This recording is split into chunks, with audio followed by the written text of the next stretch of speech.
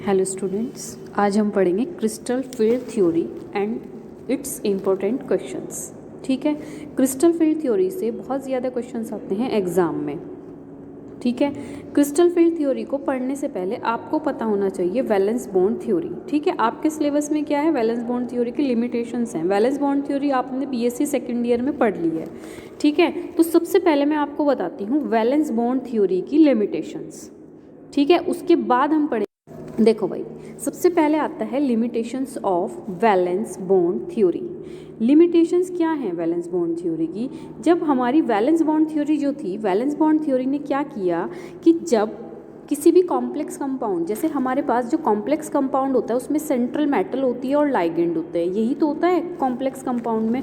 तो इन्होंने जो प्रेफरेंस दी, प्रेफरेंस किसको दी हुई है? सिर्फ और सिर्फ किसको दी इन्होंने प्रेफरेंस? सेंट्रल मेटल को। लाइगेंड को कोई भी प्रेफरेंस या कोई इसका रोल या कोई भी इसकी एक्सप्लेनेशन नहीं है। ठीक है, तो ये सबसे पहला ड्रॉबैक, सबसे पहली लिमिटेशंस तो यही है कि ये ज़्यादा प्रेफरेंस सेंट्रल मेटल को देते थे। ठीक है, दूसरी बात, जो हमारे लाइगेंड्स होते हैं, ठीक है, लाइगेंड हमारे कितने प्रकार के होंगे? ठीक है, लाइगेंड्स का क्या रोल है, किस तरीके के लाइगेंड्स कैसे हमें इलेक्ट्रॉन्स देंगे, तो लाइगेंड्स की नेचर को भी एक्सप्लेनेशन नहीं किया। ठीक है, कोई एक्सप्लेनेशन नहीं है लाइगेंड की भी। ठीक है, इसके बाद आता है दूसरा कि जो हमारे कॉम्प्लेक्स कंपाउंड होंगे, कॉम्प्लेक्स कंपाउंड किस प्रकार के स्पेक्ट्रा देंगे।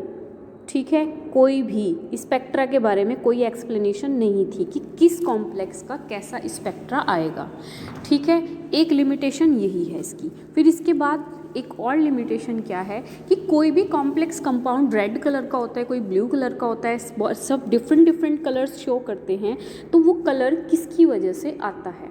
ठीक है, इस कलर की भी कोई किसी भी कॉम्प्लेक्स कंपाउंड के कलर क्यों आते हैं, इसकी कोई भी एक्सप्लेनेशन नहीं थी। फिर इसके बाद आता है हमारे पास जो 4 कोऑर्डिनेशन नंबर होता है, इसमें 2 टाइप्स के कॉम्प्लेक्सेस होते हैं, एक होते हैं टेट्राहेड्रल, एक होते हैं स्क्वायर प्लेनर। कौन से कॉम्प्लेक्स कंपाउंड, ऐसी कौन सी मेटल हैं जो कि टेट्राहेड्रल का फॉर्मेशन करेंगी और कौन सी मेटल हैं स्क्वायर प्लेनर का फॉर्मेशन करती हैं, यानी कि किस तरीके से टेट्राहेड्रल बनेंगे और कैसे स्क्वायर प्लेनर बनेंगे, इसकी भी कोई एक्सप्लेनेशन नहीं दी गई। दूसरी बात, ना ही इन्होंने ये बताया कि कौन सा कॉम्प्लेक्स कंपाउंड ज़्यादा स्टेबल होगा और कौन सा कॉम्प्लेक्स कंपाउंड लेस स्टेबल होगा। ठीक है, ना ही इन्होंने ये बताया कि जो मेटल और लाइगेंड के बीच का बॉन्ड होता है ये आयनिक होता है, कोऑर्डिनेट होता है, कोवलेंट होता है, इसकी कोई एक्सप्लेनेशन नहीं थी। तो इन सभी लिमिटेशंस को, इन सभी कमियों को दूर करने के लिए आए हमारे साइंटिस्ट हैं एच बैथ। क्या नाम है? एच बैथ। ठीक है, एच बैथ ने 1930 से 1935 ये सन पूछी जाती है कि क्रिस्टल फील्ड थ्योरी किसने दी। ठीक है, और क्रिस्टल फील्ड थ्योरी कौन से ईयर में दी गई। ठीक है, तो जो क्रिस्टल फील्ड थ्योरी होती है, क्रिस्टल फील्ड थ्योरी को किसने दिया? एच बैथ। ठीक है, और 1930 से 1935 के बीच में दी गई ये थ्योरी। अब ये क्रिस्टल फील्ड थ्योरी क्या है? सबसे पहले इसने क्या किया, जितनी भी लिमिटेशंस थी वैलेंस बॉन्ड थ्योरी को, उनको वन बाय वन क्या किया? दूर किया। सबसे पहले हम देखते हैं इन्होंने क्या कहा कि जो हमारे लाइगेंड होते हैं, ठीक है, लाइगेंड के लिए इन्होंने एक स्पेक्ट्रोकेमिकल सीरीज दी, उसके अकॉर्डिंग उनको लाइगेंड्स को अरेंज किया और उसके बेस पे इन्होंने बताया कि जो हमारे लाइगेंड्स होते हैं, लाइगेंड्स 2 टाइप्स के होते हैं, एक होते हैं स्ट्रॉन्ग लाइगेंड और एक होते हैं वीक लाइगेंड। ठीक है, 2 पार्ट्स में डिवाइड किया, स्ट्रॉन्ग लाइगेंड और वीक लाइगेंड। अब स्ट्रॉन्ग लाइगेंड्स कौन से होते हैं और वीक लाइगेंड्स कौन से होते हैं, इससे क्वेश्चन आता है। कम से कम ये मान के चलिए आप 3-4 क्वेश्चन आपको ज़रूर मिलेंगे कि निम्न में से स्ट्रॉन्ग लाइगेंड को फाइंड आउट कीजिए या फिर वीक लाइगेंड को, कुछ भी आपसे पूछ सकते हैं। ठीक है, जो स्ट्रॉन्ग लाइगेंड होते हैं वो होते हैं पाई बॉन्डेड। ठीक, जिनके में पाई बॉन्ड होगा वो सब स्ट्रॉन्ग में आते हैं, और जितने हैलोजेंस हैं, ठीक है, जिनमें सिग्मा बॉन्ड होता है वो किस में आते हैं? वीक लाइगेंड में आते हैं। जैसे CnCO वगैरह सब क्या होते हैं? स्ट्रॉन्ग लाइगेंड्स हैं, और halogen, fluorine, chlorine, bromine, iodine, water, ammonia, ये सब किस में आते हैं? वीक लाइगेंड्स में आते हैं। ठीक है, तो जो हमारे स्ट्रॉन्ग लाइगेंड होते हैं ये क्या होते हैं? लो स्पिन होते हैं, ये लो स्पिन क्या है, हाई स्पिन क्या है, ये मैं आपको आगे बताऊंगी। और जो हमारे वीक लाइगेंड होते हैं ये क्या होते हैं, हाई स्पिन होते हैं। ठीक है, तो लाइगेंड की जो प्रॉब्लम थी उन्होंने सॉल्व आउट कर दी। फिर इसके बाद इन्होंने बताया कि जो कॉम्प्लेक्स कंपाउंड होते हैं वो जो कलर को शो करते हैं, जो कलर होता है, कलर वो किसकी वजह से होता है, कलर होता है डी ट्रांजिशन की वजह से। यानी कि जो डी ब्लॉक एलिमेंट्स हैं उनमें क्या होता है, डी ट्रांजिशन होता है, और डी ट्रांजिशन की वजह से ही कोई भी कॉम्प्लेक्स कंपाउंड कलर्ड होगा या कलर लेस होगा, रेड कलर होगा, डार्क कलर होगा, लाइट कलर होगा, ये डिपेंड करता है डी ट्रांजिशन पर। ठीक है, फिर इसके बाद इन्होंने फिर दूसरी प्रॉब्लम सॉल्व आउट की कि जो हमारे पास 4 कोऑर्डिनेशन नंबर होता है, 4 कोऑर्डिनेशन नंबर में हमारे पास 2 टाइप के कॉम्प्लेक्सेस होते हैं, एक होते हैं टेट्राहेड्रल, एक होते हैं हमारे पास स्क्वायर प्लेनर। टेट्राहेड्रल कौन होगा और स्क्वायर प्लेनर कौन होगा? जो हमारे पास स्क्वायर प्लेनर कॉम्प्लेक्स होते हैं वो होती है निकल फैमिली। ठीक है, निकल, प्लेडियम और प्लैटिनम, ठीक, और कॉपर, ये 4 एलिमेंट ऐसे हैं जो कि स्क्वायर प्लेनर कॉम्प्लेक्स कंपाउंड्स का फॉर्मेशन करते हैं। जहाँ भी आपको ये मेटल किसी कॉम्प्लेक्स में दिखाई दे और उसकी ज्योमेट्री को पूछ लिया जाए तो आपने आंख बंद करके स्क्वायर प्लेनर लगा देना है, और बाकी की जितनी भी ट्रांजिशन मेटल्स हैं वो टेट्राहेड्रल का फॉर्मेशन करती हैं। ठीक है, फिर इन्होंने बताया कि जो हमारे पास कॉम्प्लेक्स कंपाउंड होते हैं, ठीक है, जो कॉम्प्लेक्स कंपाउंड होते हैं वो 3 टाइप्स के होते हैं। फर्स्ट आता है हमारे पास ऑक्टाहेड्रल, टेट्राहेड्रल और स्क्वायर प्लेनर। ठीक है, कौन कौन से होते हैं, ऑक्टाहेड्रल, टेट्राहेड्रल और स्क्वायर प्लेनर। इसको अच्छे से आप सारे नोट्स बनाते चलिएगा। ठीक है, आपको बहुत हेल्प मिलेगी जब मैं आपके इसको क्वेश्चंस करवाऊंगी। ठीक है, इसके बाद आती है हमारे पास एक सबसे बड़ी क्या प्रॉब्लम थी, जो वैलेंस बॉन्ड थ्योरी थी। वैलेंस बॉन्ड थ्योरी ने डी ऑर्बिटल की स्प्लिटिंग के बारे में कुछ भी नहीं बताया, क्योंकि होता क्या है, जैसे जैसे हमारे डी ऑर्बिटल में इलेक्ट्रॉन्स फिल होना स्टार्ट होते हैं तो क्या होता है, डी ऑर्बिटल, देखो हमारे पास डी ऑर्बिटल कैसे होता है, आपको पता है उसमें 5 ऑर्बिटल्स होते हैं, 1 2 3 4 और 5, यही तो होते हैं। तो जो अगर हम इनकी नाम की बात करते हैं, क्या होता है, D X Y, D Y Z, D Z X, D X square Y square और डी जेड स्क्वायर, यही होते हैं। तो क्या होता है, जैसे जैसे इलेक्ट्रॉन्स को हम डी ऑर्बिटल में फिल करना शुरू करते हैं, जैसे ये डी ऑर्बिटल है, हमने इसमें इलेक्ट्रॉन्स को फिल करना स्टार्ट किया, तो जब जैसे जैसे इलेक्ट्रॉन इसमें फिल होते हैं, इलेक्ट्रॉन को इनके अंदर भरने के साथ साथ क्या होती है, इसकी एनर्जी बहुत ज़्यादा हो जाती है। ठीक, एनर्जी ज़्यादा हो जाएगी। ठीक है, जैसे ये एनर्जी लेवल है ये इंक्रीज़ हो रहा, ठीक है, और मैं दोबारा से बनाती हूँ, देखो ये एनर्जी लेवल इंक्रीज़ हो रहा है और ये है हमारा डी ऑर्बिटल। ठीक है, 5 ऑर्बिटल हैं, जैसे ही इनमें इलेक्ट्रॉन्स फिल होने शुरू होंगे इनकी थोड़ी सी एनर्जी ज़्यादा हो जाएगी। हम पहले बात कर रहे हैं किसकी, ऑक्टाहेड्रल की। ठीक, तो होता क्या है, जैसे जैसे इलेक्ट्रॉन फिल होते हैं और जैसे ही इलेक्ट्रॉन किस में जाएंगे, D X square Y square और डी जेड स्क्वायर ऑर्बिटल में जाते हैं, इसकी एनर्जी इतनी ज़्यादा होती है, इतनी हाई एनर्जी होती है कि जो हमारा डी ऑर्बिटल,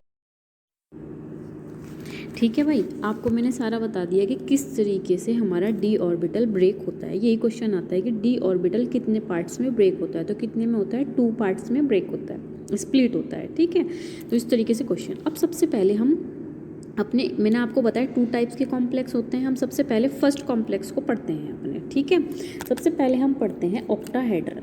ठीक, अब क्वेश्चन क्या आता है कि ऑक्टाहेड्रल का कोऑर्डिनेशन नंबर बताइए कितना होता है।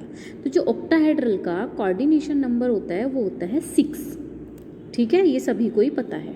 ठीक है, तो पता चल गई आपको ये बात। तो जो इसमें डी ऑर्बिटल ब्रेक होता है वो 2 पार्ट्स में ब्रेक होता है। सबसे पहले आता है T2G और फिर आता है EG। ठीक है, कौन कौन से ऑर्बिटल हैं, T2G और EG, क्लियर है। फिर नेक्स्ट क्वेश्चन आता है कि ऑक्टाहेड्रल कॉम्प्लेक्स कंपाउंड में T2G में कौन कौन से ऑर्बिटल आते हैं। तो जो स्टार्टिंग के 3 ऑर्बिटल हैं उनकी एनर्जी कम होती है, तो वो 3 ऑर्बिटल कहाँ आ जाएंगे, यहाँ पे। तो आप याद कैसे रखोगे, T2G, T से 3 कहाँ है, नीचे हैं। ठीक है। फिर आते हैं बचे हुए 2 जिनकी हाई एनर्जी होती है, तो वो कहाँ पे आ जाएंगे, ऊपर आ जाएंगे Eg में। क्लियर है, ठीक है। अब होता क्या है, जो ये T2G ऑर्बिटल है और Eg ऑर्बिटल है, एक दूसरे से कितनी डिस्टेंस पे होते हैं, तो ये डिस्टेंस होती है डेल्टा, और इसके साथ आपको लगा हुआ दिखाई देगा O, ठीक है। क्या लगा हुआ दिखता है, O। देखो मैं दिखाती हूँ यहाँ पे थोड़ा सा, देखो कैसे किस तरीके से क्वेश्चन आएगा। ये देखो, ये जो डिस्टेंस होती है ये होती है डेल्टा, लेकिन हम पढ़ रहे हैं ऑक्टाहेड्रल, तो यहाँ पे क्या आ जाएगा, O। तो जो T2G और Eg होते हैं वो एक दूसरे से डेल्टा O डिस्टेंस पे होते हैं। आपसे क्या पूछ लेंगे कि ऑक्टाहेड्रल के लिए स्टेबिलिटी के लिए किस सिंबल को यूज़ किया जाता है, तो जहाँ पे O लगा हुआ होगा डेल्टा के साथ, तो वो क्या होते हैं, ऑक्टाहेड्रल के लिए होते हैं, ठीक है। अब होता क्या है, जो हमारा T2G है इसकी तो कम एनर्जी है, एनर्जी लेवल तो ऊपर को बढ़ रहा है ना, ये माइनस में जा रहा है, और ये Eg ऑर्बिटल क्या हो रही है, इंक्रीज हो रही है यहाँ पर स्टेबिलिटी, तो ये किस में जा रहा है, प्लस में जा रहा है, ठीक है। तो जो एनर्जी कम होती है ये कितनी होती है, -0.6, ये पूरी कैलकुलेट की हुई है, ठीक है।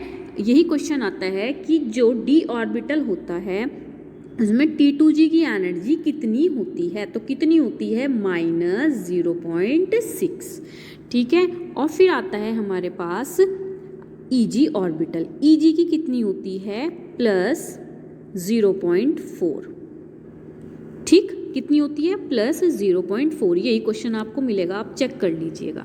फिर आती है कि जो हमारा ये 0.6 है, हम इसको और किस तरीके से लिख सकते हैं, होते हैं T2G के इलेक्ट्रॉन को हम क्या मान सकते हैं, T2G और Eg के, इनको हम मानते हैं M और इनको मानते हैं N। यही क्वेश्चन आता है कि T2G को के इलेक्ट्रॉन को किससे रिप्रेजेंट किया जाता है, तो किससे किया जाता है, M से, और Eg के इलेक्ट्रॉन को रिप्रेजेंट किया जाता है N से। अब ये M और N का क्या रोल है वो मैं आपको बताती हूँ।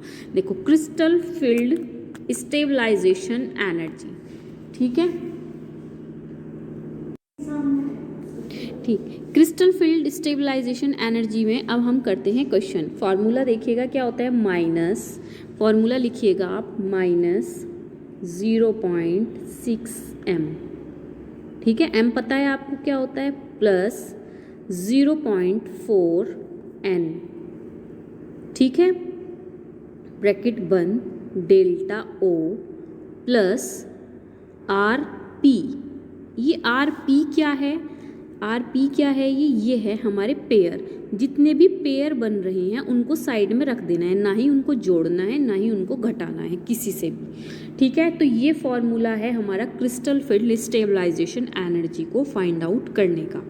अब कैसे इस फॉर्मूले को हम यूज़ करेंगे वो मैं आपको बताती हूँ। जैसे मैंने आपको बोल दिया D3, ठीक है, हमारे पास कोई कॉम्प्लेक्स है D3, और अब ये हाई स्पिन हो लो स्पिन हो इससे तो कोई मैटर नहीं है, क्योंकि D3 तो हमेशा लोअर एनर्जी में जाना है, ठीक है। तो ये हमने अपने ऑर्बिटल्स बनाए, D3 T2G Eg बनाए, तो 3 हमने इलेक्ट्रॉन्स को यहाँ पर फिल कर दिया है।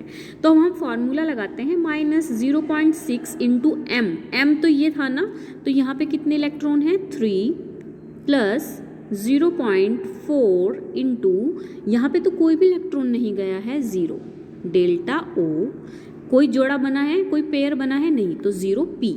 तो 6 की और 3 की मल्टीप्लाई कीजिए आप, कितना आ जाएगा बताइएगा मुझे, कितना आया बताओ, ये आ जाएगा 18, कितना आ जाएगा 1.8, ठीक है।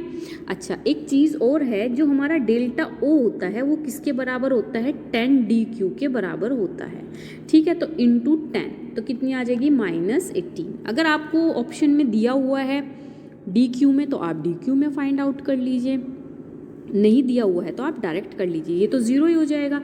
तो ये हमारी क्रिस्टल फील्ड स्टेबलाइजेशन एनर्जी आ जाएगी। यही क्वेश्चन आपको दिए हुए होंगे, और ये एक एक क्वेश्चन जितने ईयर में आए हुए हैं सारे क्वेश्चन मैं आपको 1 बाय 1 कराऊंगी, ठीक है।